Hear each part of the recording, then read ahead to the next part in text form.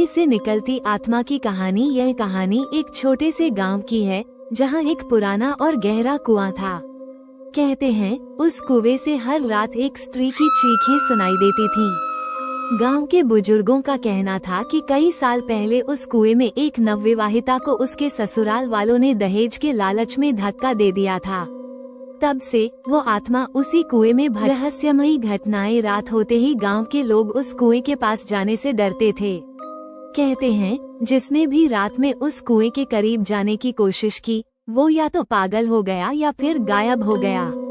एक बार गांव का एक नौजवान राजेश इस कहानी को झूठ समझते हुए रात में उस कुएं के पास चला गया। जैसे ही उसने कुएं के अंदर झांकने की कोशिश की उसे एक औरत की परछाई दिखाई दी।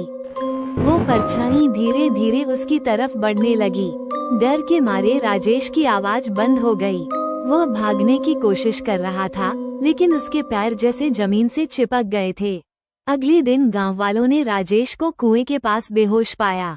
उसके होश में आने के बाद उसने बताया कि उस औरत की आत्मा ने उसे चेतावनी दी थी कि अगर कोई कुएं को हटाने की कोशिश करेगा तो पूरा गांव श्रापित हो जाएगा। इस घटना के बाद गांव वालों ने उस कुएं के पास पूजा अर्चना शुरू कर दी।